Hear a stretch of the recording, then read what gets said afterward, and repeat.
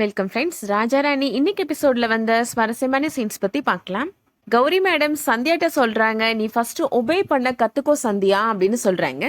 அந்த குவாலிட்டி இல்லாம உன்னால ஒரு போலீஸ் ஆஃபீஸரா ஷைன் பண்ணவே முடியாது அப்படின்னு சொல்றாங்க. நீ பண்ண காரியத்துக்கு உனக்கு பெரிய பனிஷ்மெண்ட் இருக்கு அப்படின்னு சொல்றாங்க.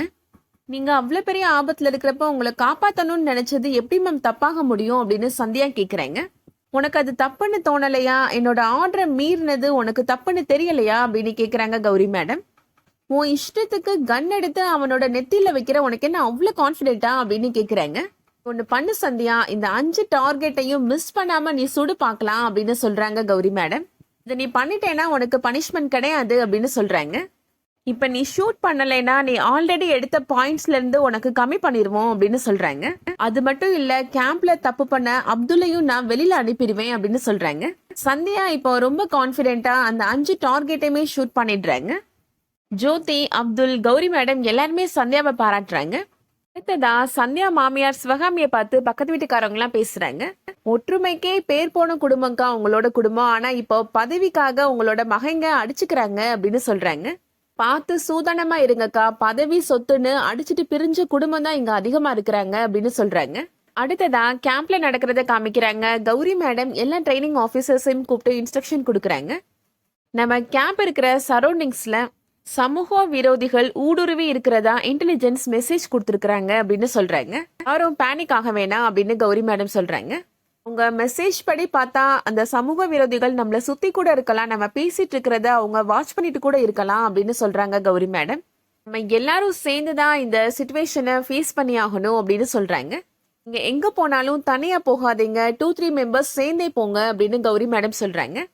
எல்லாருமே ரொம்ப ஆபத்தானவங்க, எப்ப வேணாலும் வருவாங்க, எப்ப வேணாலும் தாக்குதல் பண்ணுவாங்க, நம்ம தான் தயாரா இருக்கணும் அப்படின்னு கௌரி மேடம் சொல்றாங்க. ஜோதி சொல்றாங்க, நான் ஒன்னு சொல்லட்டுமா மேடம் அப்படின்னு கேக்குறாங்க. அவங்க எல்லாருமே இந்த ஏரியால தான் இருக்கிறாங்கன்னு தெரிஞ்சதுக்கு அப்புறம் நம்ம எதுக்காக வெயிட் பண்ணணும், நம்மளே போய் அவங்கள போய் பிடிச்சிடலாமே அப்படின்னு சொல்றாங்க ஜோதி. கௌரி மேடம் சொல்றாங்க, இது என்ன சின்ன பிள்ளைங்க விளையாட்டு நினைச்சீங்களா? அவங்க முன்னாடி உங்களால ஒரு 5 மினிட்ஸ் கூட தாக்கு பிடிக்க முடியாது அப்படின்னு சொல்றாங்க. இப்போதைக்கு நம்ம எப்படி சேஃபா இருக்கணும் அப்படின்றத பத்தி மட்டும் தான் நம்ம யோசிக்கணும், அதுக்கப்புறமா என்ன பண்ணலான்றத நான் சொல்றேன் அப்படின்னு கௌரி மேடம் சொல்லிடுறாங்க. சிவகாமி இப்போ செந்தில், சரவணன், அர்ச்சனா 3 பேரையுமே கூப்பிட்டு பேசுறாங்க. என்னோட பேச்சை கேட்காம நீங்க 2 பேருமே வேட்பு மனு தாக்கல் பண்ணிட்டீங்க அப்படின்னு சொல்றாங்க சிவகாமி.